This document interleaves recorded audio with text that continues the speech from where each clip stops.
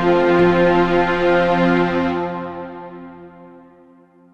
afternoon, and thank you for joining Ask an Expert with Meghan from Heartland AEA.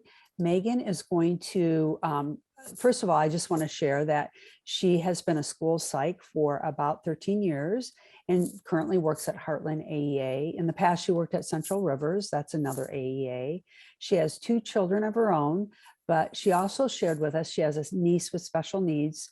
And so she has a perspective that she brings that she, I think, understands at a deeper level of helping to support families and their journey as parents.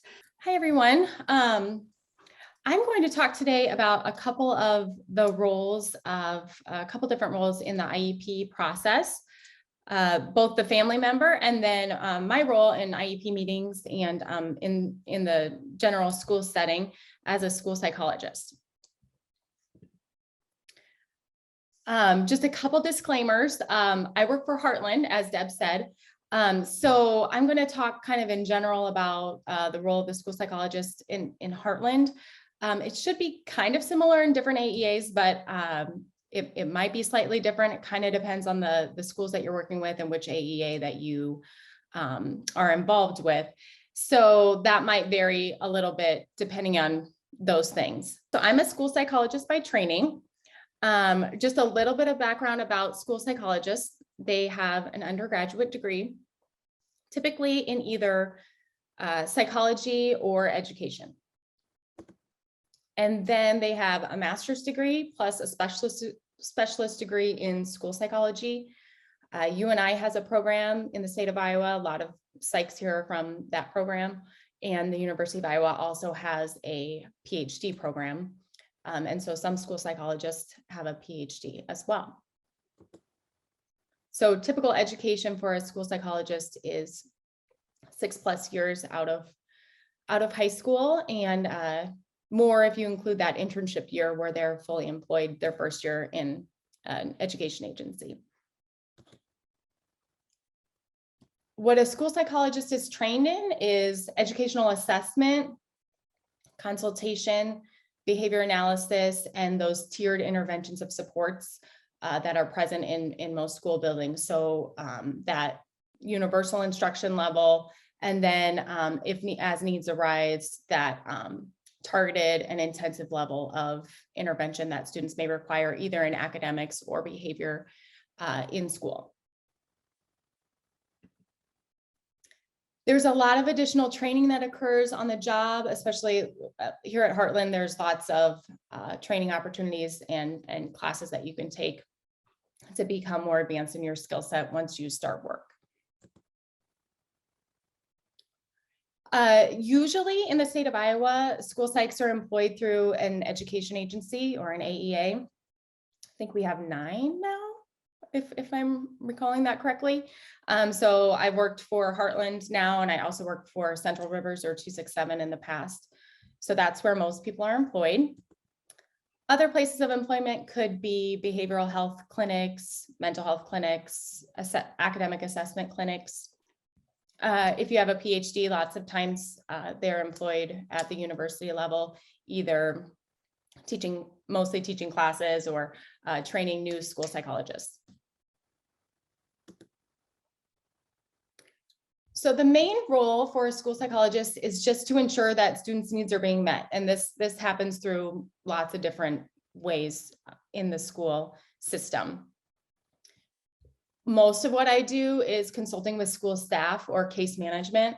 So I work with several special education teachers that each have a roster of students with IEPs that they serve. And so I will consult with that special education teacher on behavioral interventions, academic interventions. We'll look at data and say, this student's not on track to meet their goal. What's something different we could try? So a lot of it is case management. We do all the evaluations for special education. So the roles that typically do that, and I'm going to talk about these other 2 roles in a couple minutes here. The school psychologist does evaluations for special education. School social worker or a special education consultant would do all of those evaluations. So from that process where a concern arises. We sign consent to do an evaluation for special education. We would collect all the data for that, analyze all that data, put it into a report, and then we would meet as a team to talk about eligibility for special education. We do a lot of problem solving, and I was kind of talking about that a second ago, working with special education teachers, but problem solving for general education students with general education teachers, building wide problem solving. So we work with administrators or behavior interventionists, people like that, that are trying to solve problems that students are experiencing in school, whether that be behaviorally or academically. We're highly trained in data analysis, which is one of the reasons that we're a required team member at IEP meetings, and I'll talk about that in a second. But we're trained in looking at data to determine the discrepancies that exist between the student and where the grade level expectations are. What kind of progress are they making? Is that progress enough to kind of catch them back up to where they need to be? What are their instructional needs? So we're analyzing all of that information in order to make the best decisions for kids' education, whether that be through general education or through special education. We do a lot of systems level work too. This could be things like MTSS, so that's that multi-tiered system of supports in schools. PBIS, if you're familiar with positive behavior supports.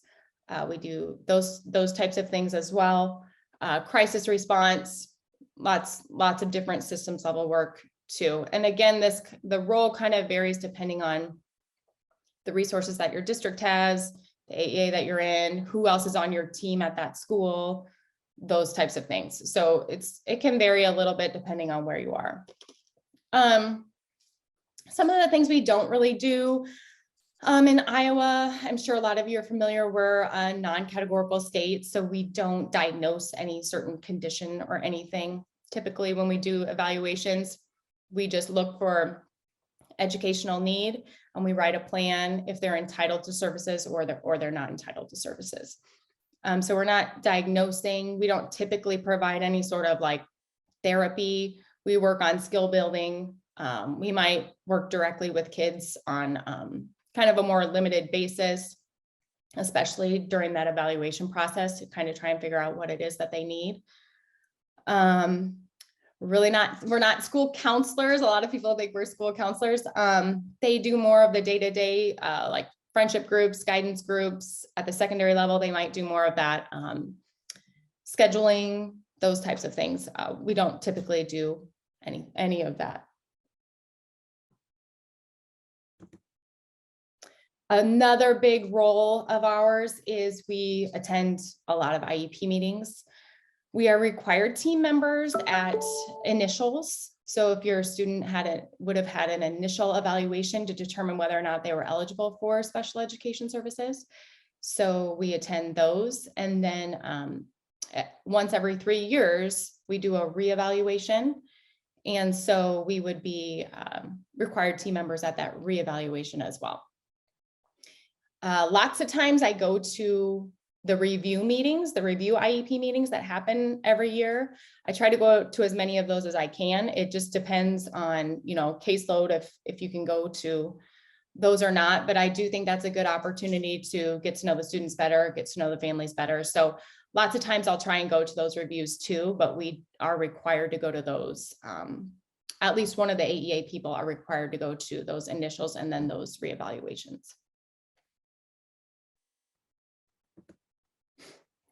The two other roles that are kind of similar that might be kind of confusing, I just kind of wanted to outline the differences between those, are school social worker and then a special education consultant. And so I'll just kind of briefly summarize those. Special education consultants, they were most likely a special education teacher previously, and now they have a master's degree in consulting. And typically they're employed by the AEA as well, and they provide academic support typically, and then more low-level behavior support. Now, again, this is kind of a Heartland model where we work typically in teams at schools. So lots of times a team will have a psych, a consultant, and or a social worker on that team. Sometimes you'll just have one of those, sometimes you'll have two, but lots of times they do this team sort of model. When you get into smaller districts, different AEAs, sometimes they're just going to have one of those roles. And then if they need the expertise or something from somebody from a different role, they would then request that. So like when I was in 267 or Central Rivers now, I was the only person at my building. So if I needed some extra support from a consultant or a social worker, I would have to, ask for that. So that teaming thing just depends a little bit on the agency that you work for. The other role then is that school social worker. They have a master's degree in social work, and they typically provide mostly behavior support. And the reason for that is I think most of their training is more in behavior than it is in academics. School psychologists have equal training in both academics and behavior. So that's why sometimes you'll see them providing both of those. Sometimes they're more focused on behavior. Again, it just kind of depends on the needs of the buildings that you're in. So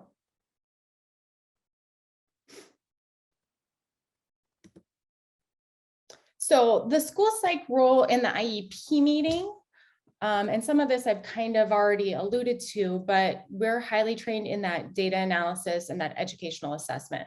So we're going to be required at those initial evaluations and then at those 3-year reevaluations.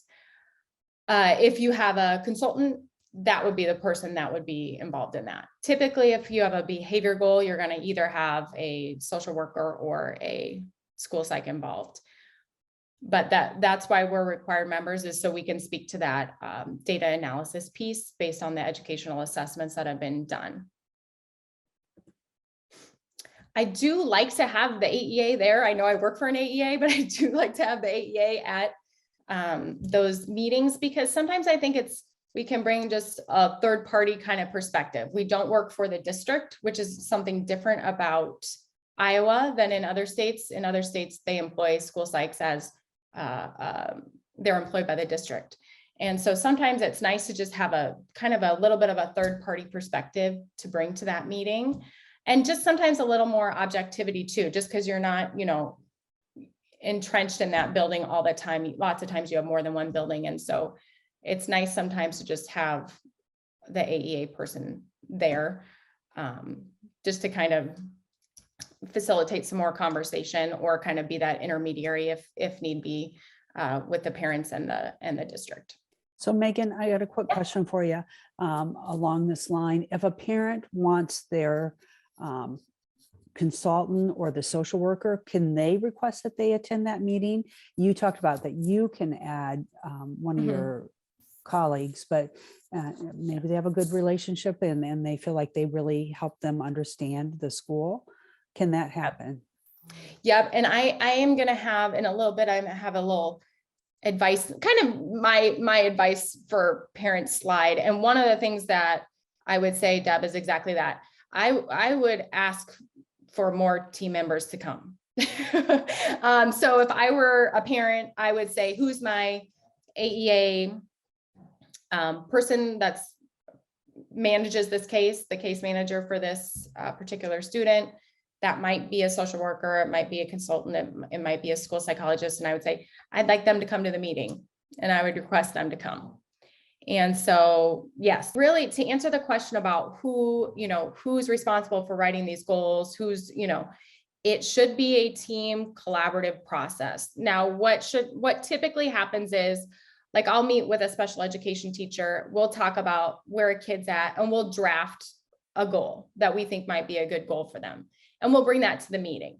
But that, and you should see that at the top of the IEP, it should say draft. There's a thing that says draft on it. Actually, I think it might be at the bottom of the first page now, but they come with kind of a little bit of a plan, but it's really not decided until we meet as a team and we all talk about it. Okay.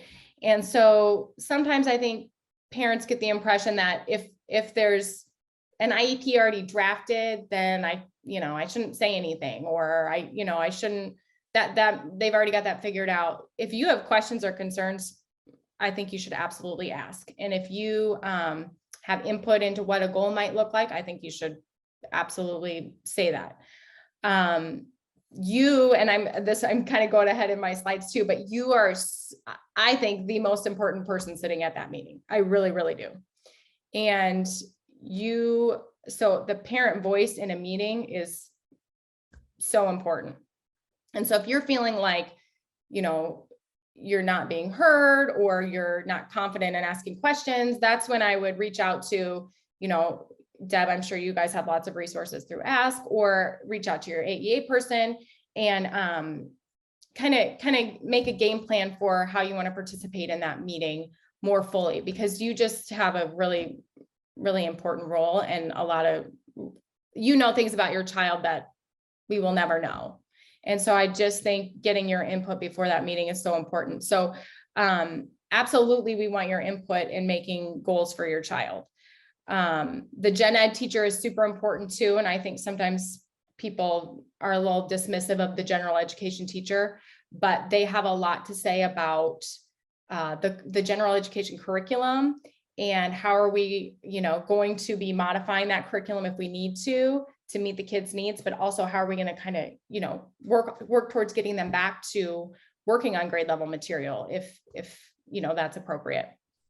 The principal or the LEA representative needs to be there. The local education agency representative needs to be there.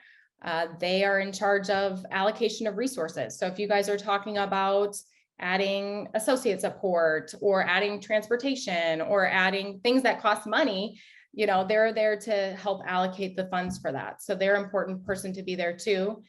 And then obviously the special education teacher is going to be the person that's working most frequently with your student. And so they typically are working on drafting the goals and what those should look like. And they're going to assist with those plans, those types of things.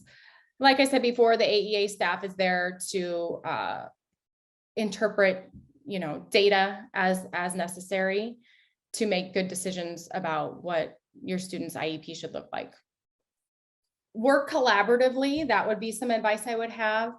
Assume positive intent.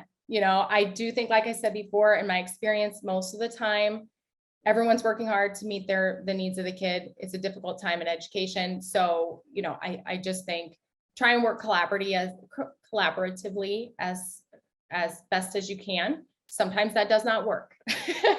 And so that's when I would recommend, asking questions, and also get more team members involved. So this is what I was talking about earlier. There's lots of team members that you might not even know exist. And so I would be asking, if your kid has a behavior goal and that's not going well, I would say, who else could I get involved in this? Because it just doesn't seem to be going well. Is there an expert or somebody that has more training in the area of behavior that could come in? So that's where, the psychologist or the social worker could come in. We have at Heartland, and I think most of the other agencies, I'm not 100% sure about all the AEAs, but we have a challenging behavior specialist. So for instance, if I'm working on a behavior case and I feel like I need someone with maybe slightly more training, or they have just less of a caseload and have more time to devote to, really intense behavior cases, I might call that person in. And that's the person that's talking next Monday, Jenna Blythe. She is a challenging behavior consultant for Heartland. So you'll be able to kind of hear what she does more with her role in intense behavior. So I would get that person involved. If your student has academic goals and those aren't going well, I've called in there's a reading specialist at Heartland. I've called him in before. There's math consultants. So there's a lot of people that you can get involved that you might not even realize you can get involved. There's occupational therapists and physical therapists and speech pathologists. So there's just a lot of different people. And so our ultimate goal is problem solving. So if something's not going right, we should be meeting and figuring out what do we need to do differently? Who else needs to get involved in order to make a change and try to get, you know, that data to look differently, get that kid on the right trajectory to make the progress that they need to make. So that would be a big piece of advice. Ask who else can we get involved. A focus on the data. I think that's a great objective way to ask questions without, you know, coming across in a negative way. Ask to see your kids' IEP graphs. Send an email to the teacher once a month and say, can you send me the updated graph from this last month? And there should be an aim line on the kid's graph. And then there's the trajectory of where your kid is going, their trend line. And if those two things don't look close to each other, or it doesn't look like based on their trend line that they're going to meet the goal by the end of the year, I'd be calling a meeting and saying, this doesn't look good. We're not making progress to close the gap with peers. What else can we do? Who else can we get involved? So those are kind of some of the big pieces of advice I would have just for those meetings. If you have a student that's turning 14 within the next IEP year, they will have a transition section on their IEP that's focused on living, learning, and working skills and getting them ready for post-secondary life. So where are they going to live? What's their work going to be like? What's their learning going to be like after they graduate from high school? Those are super, super, super important conversations that I think sometimes we just gloss right over in the IEP. And that should start in 7th or 8th grade when we start thinking about that. And so if we don't focus on that and think about that, you might miss opportunities for classes, for community experiences, I don't work in high school right now, but there's a lot of things that are available. So I would just start asking questions at that age and make sure that's a big focus of the IEP, because really that is the ultimate goal, is that your student is successful after they're done with high school. So I would just maybe focus a little more on that and ask a lot of questions when it comes to that transition piece on the IEP. The last thing I would say is know your rights. We always want to have a collaborative relationship with parents, and I've rarely have I ever had a situation where I felt like the team couldn't come together and figure something out that could meet the needs for the kid. Every once in a while that happens, and you need to exercise your right as a parent of a student with a disability. And I'm going to, on the next slide here, kind of go into what some of those rights are that you have. So at every IEP meeting, you should be offered a copy of the procedural rights manual or the parent rights manual, and that should be summarized for you. And I'm going to do maybe a little more thorough summary, and hopefully someone's already done this, and so you already know what I'm talking about. But if not, these are some of the highlights of that. And I'm sure you guys have access to that parent right manual, but if you, Deb, I'm sure you have that, or else I can upload that too.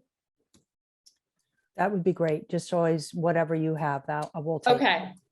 Okay, because it's something they hand you, and it's a thick packet. And I think sometimes we just kind of, whatever. And if things are going well, that's fine. But it does come in handy when, you have questions or concerns and things maybe aren't going exactly the way they need to go. So the first thing is that you have the right to a free and appropriate public education for your child. Sometimes people call that FAPE, in the least restrictive environment. That's LRE. Sometimes they call that LRE. So if you hear those, terminology, that's what they're talking about there.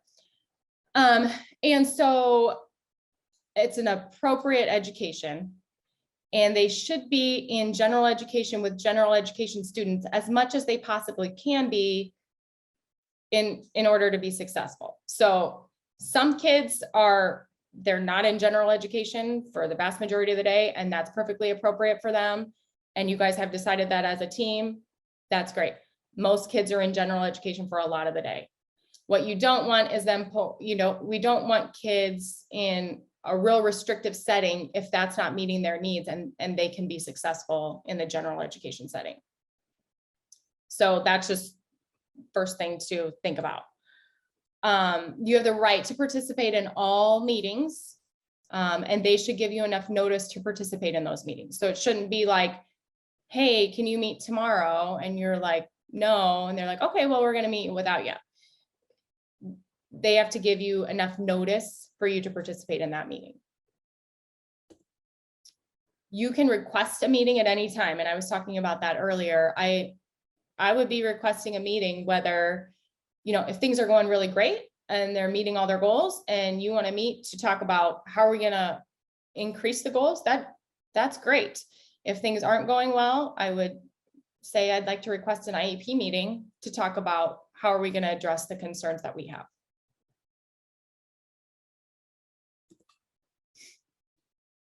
You have the right to review your child's educational records, and the school should provide a copy of those to you. You have you give parental consent. So when when your student they were questioning whether or not they needed special education, you gave consent to do an evaluation. An evaluation was conducted. Then if they were eligible for special education, you had to consent for them to receive those special education services. You can withdraw either of those consents at any time that you want to. So if you consented to an evaluation and then you say, don't want the evaluation anymore, you just put in writing that you do not want that evaluation anymore, and that evaluation won't happen anymore. Same with special education. If you have a kid with an IEP, a year later, you decide, I don't want them to have that IEP, put it in writing that you want to discontinue those services, and that is your right as a parent. You can request independent evaluations. So evaluations occur for that initial IEP, and then once every 3 years after that. If you disagree with the evaluation, you can request an independent one, and that would be at no cost to you. That, again, doesn't happen very often, but every once in a while, there's a disagreement about that, and an additional evaluation can be conducted. There's a big part in the packet, the parental packet, about disciplinary actions that schools can take. This is especially important when you have a student that has behavior difficulties that sometimes would result in suspensions or maybe even expulsion. I think that would be a good piece of the packet to take a look at. Schools are limited in what disciplinary actions they can take if the behavior is a result of the student's disability. So we can't be suspending kids on a long-term basis for something that's part of their disability. Now, of course, there's caveats to that with some real intense behavior, weapons and things like that. But for the most part, we can't be suspending kids because of things that are related to their disability over a certain number of days. So those are good things to take a look at. And again, there's a section in the back of the packet about that. And then the last thing is due process. I would highly recommend you first try and resolve any difficulties with your school team. Usually you can get things resolved at that point. If that's not going well, like I said, invite other team members, talk to your AEA person. There's regional directors at the AEA you could talk to. There's special education directors at districts that you could talk to. So usually I would recommend starting small. If that's not working, expand who you're talking to about that concern that you have. And then you can proceed from there. So I haven't had to be involved in many of these cases, but sometimes there's just disagreement and there's not a clear way to alleviate that disagreement at a team level. And sometimes that has to proceed to mediation or due process with legal representation. And sometimes that's just what has to happen. So there's options for you listed in that packet in terms of how does that due process proceed and what does that look like. There's a lot of other contact information in that packet as well, other people that you can contact about any questions or concerns that you have. But I would always start with your team and start with your AEA before, moving up past that.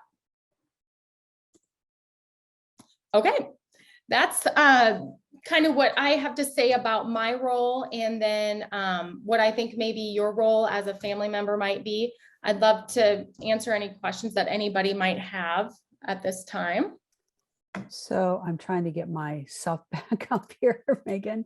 One of the questions that has popped up is, and it's come up a couple of times. Oh, there I am. Is the school psych the one who conducts FBA, functional behavior, or is that your challenging behavior team, or can it be both? So can you Yeah, that's a great speak question. to that a little bit? Yep. Yes. So a school psychologist or a school social worker would typically be the ones that would conduct an FBA, a functional behavior assessment, and then help write the behavior intervention plan that goes with that typically, because they have that training and behavior. So most of the time, any kid with a behavior goal on their IEP is going to have a functional behavior assessment and a behavior intervention plan to go with that goal, right? And so sometimes the challenging behavior person gets involved if it's a real intense case, and they might assist with writing that FBA or making that BIP a little bit more intense.